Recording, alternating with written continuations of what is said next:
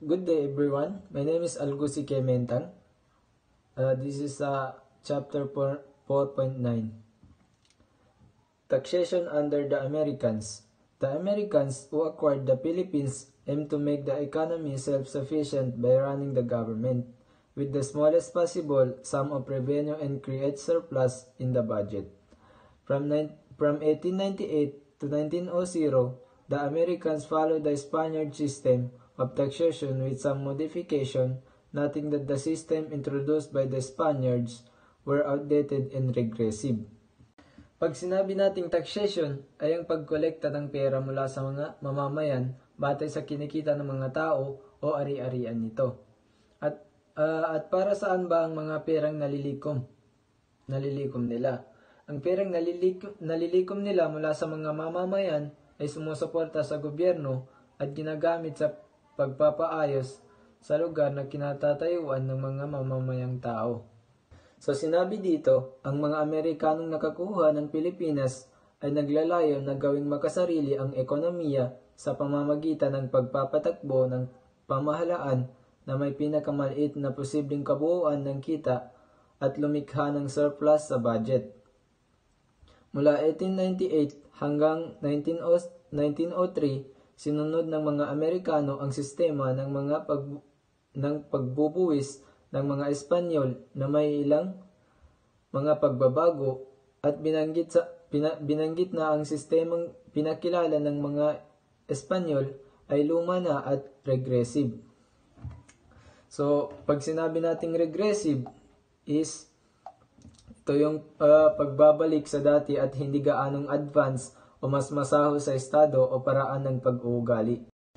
The military government suspended the contracts for the sale of opium lottery, and mean charges for coinage of money. Later on, the Urbania would be replaced by tax on real estate, which became known as the land tax.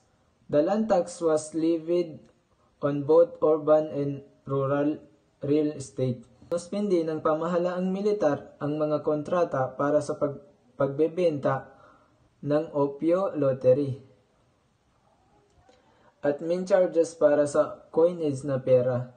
Sa kalaunan, ang Urbania ay papalitan ng buwis sa real estate na naging kilala bilang buwis sa lupa. Ang buwis sa lupa ay ipinapataw sa parehong mga urban at rural na real estate.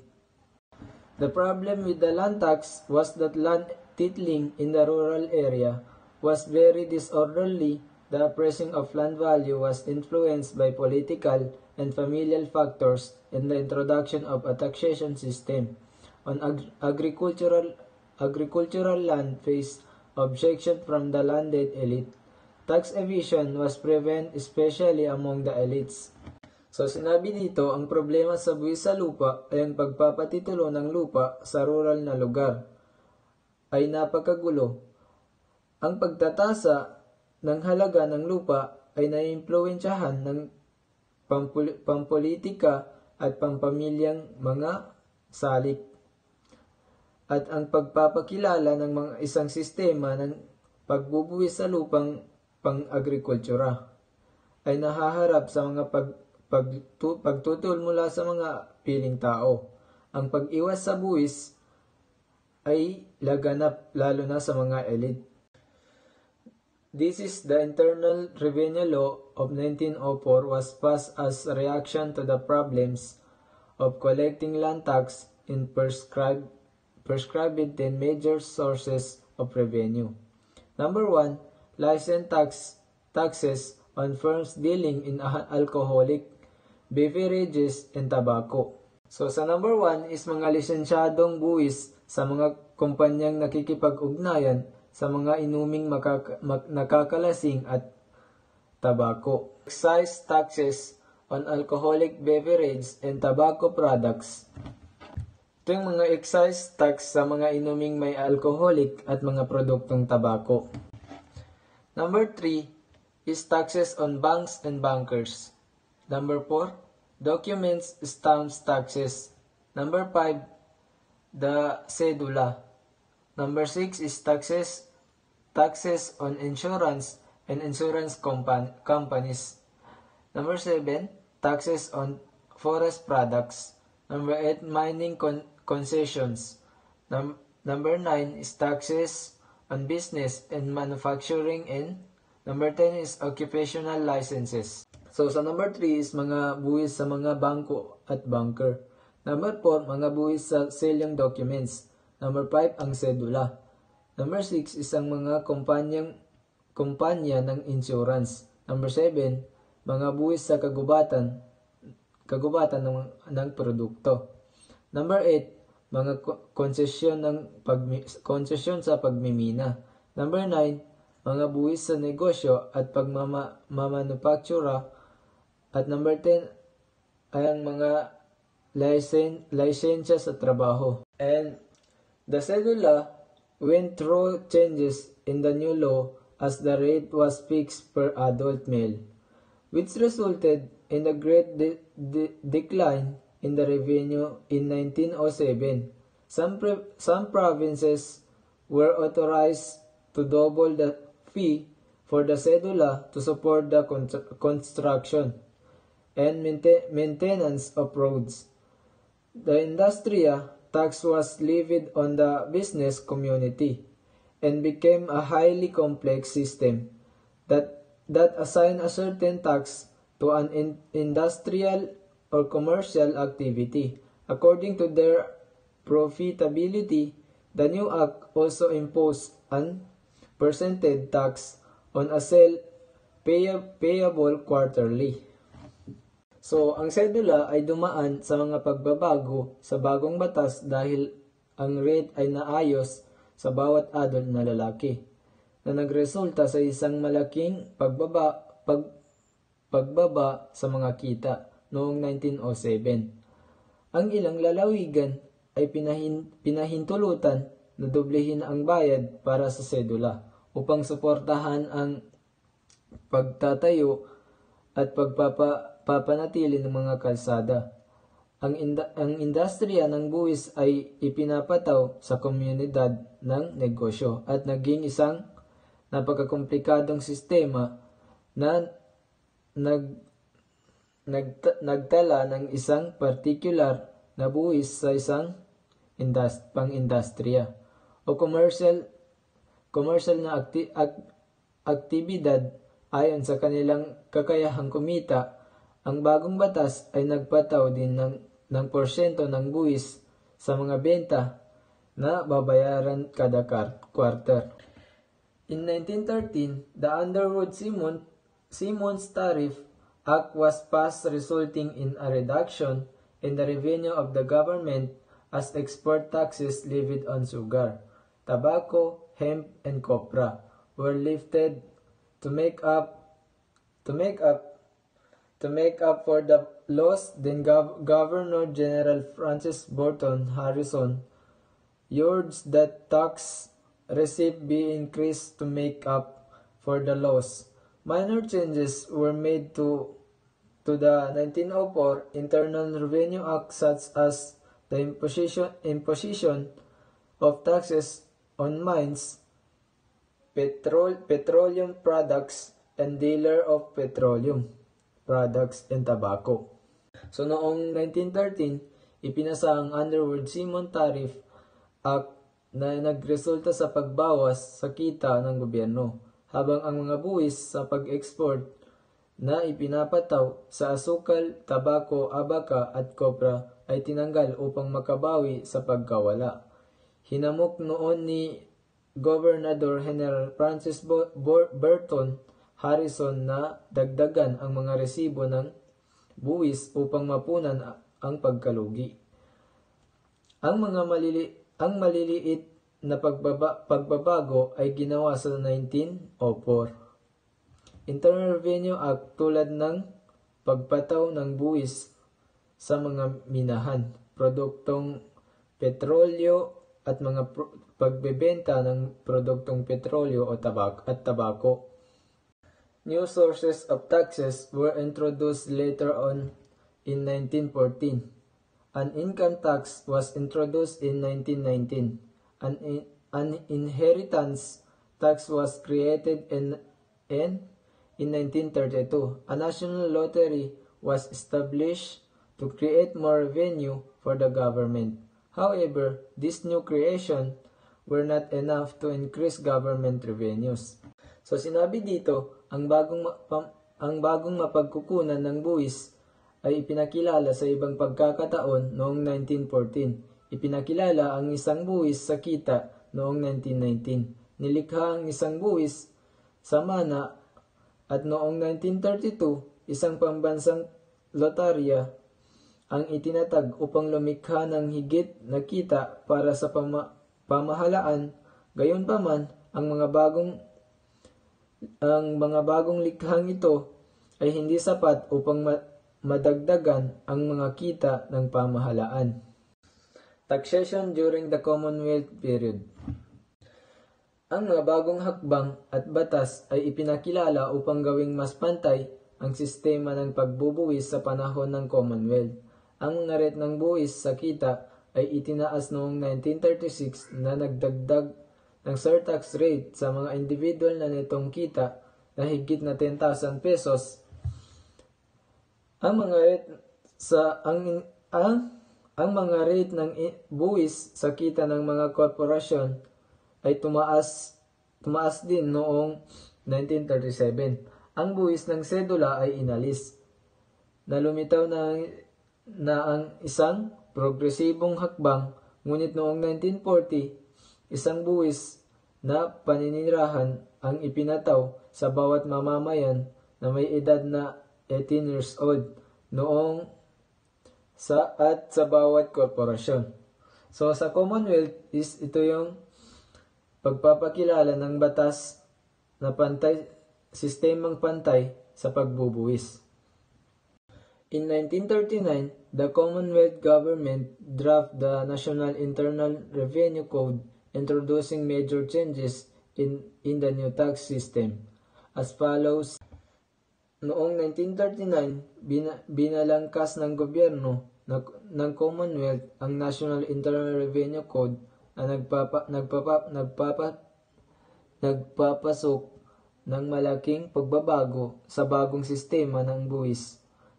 Number 1 is the normal tax of 3% and the surtax on income was replaced by a single tax at an progressive rate. Number 1 is ang normal na buwis na 3% at ang surtax sa kita ay pinalitan ng isang buwis sa progresibong rate. Number 2 is personal exemptions were reduced. Number 3 is corporation income tax was slightly increased by introducing taxes on inherited estates or gift donation in the name of dead persons. Number 4 is the cumulative sales tax was replaced by a single turnover tax of 10% on luxuries. Number 5, taxes on liquors, cigarettes, forestry products, and mining were increased.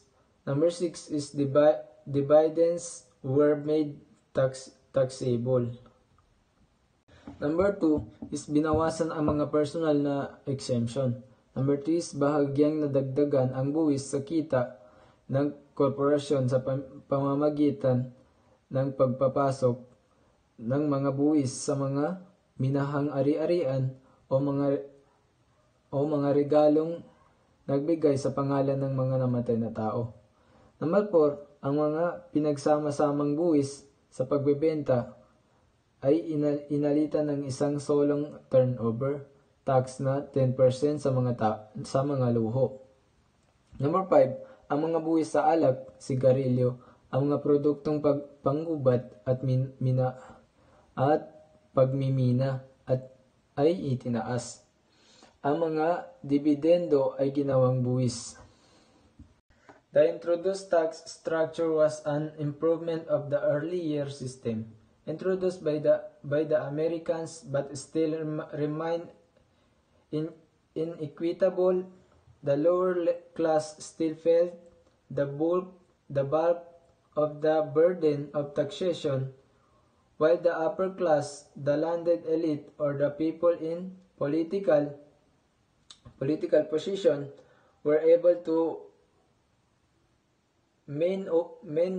maneuver the situation that would benefit them more. The agriculture sector was still taxed low to promote growth, but there was no incentive for industrial investment to take root and develop. Ang ipinakilala ng istruktura ng buwis ay isang pagpapabuti ng naunang sistemang ipinakilala ng mga Amerikano.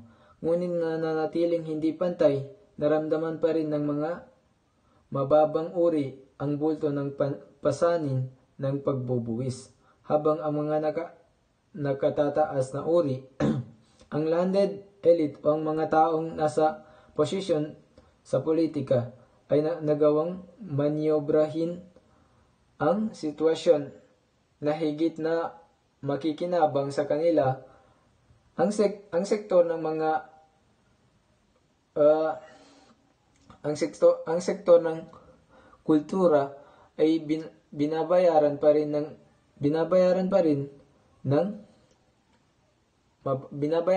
ng mababa upang isulong ang paglago, ngunit walang insentibo para sa industriyang pamumuhunan na mag-ugat at maunlad. Finally, a common character of taxation during the American occupation in the Philippines was not used to diversify the economy or direct economic development, as some sectors still carried the disproportionate share of the tax burden.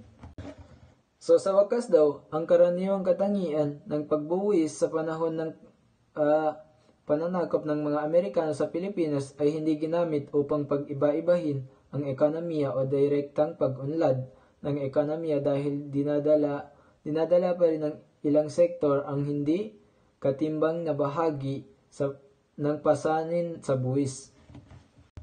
Put to a stop in the Philippines bowed to a new set of administrators, the Japanese military administration in the Philippines during World War II immediately continued the system of tax collection introduced during the Commonwealth, but exempted the article belong to the Japanese Armed Forces.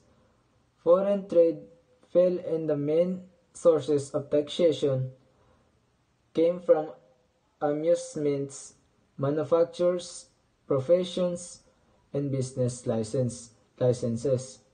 As the war raged, tax collection was a difficult task, and additional incomes of the government were derived from the sales of the national sweepstakes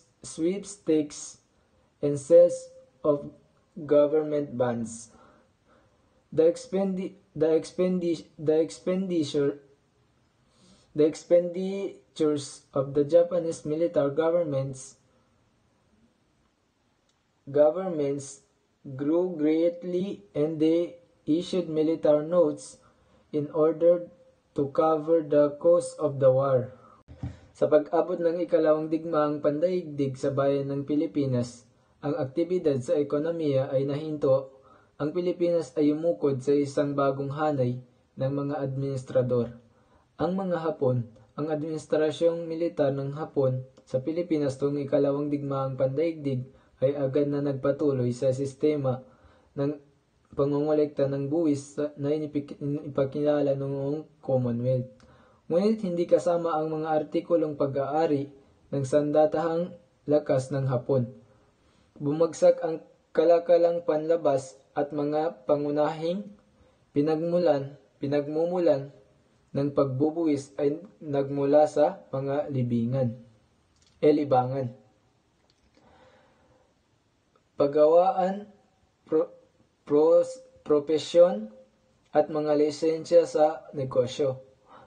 Habang sumiklab ang digmaan, ang pangongolekta ng buwis ay isang mahirap na gawain.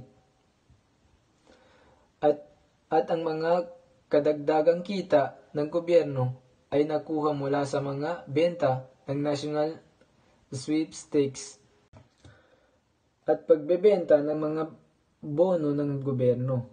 Lumaki ng husto ang paggasta ng pamalahang militar ng Hapon at naglabas sila ng mga tala ng militar upang mabayaran ang mga gasto sa digmaan.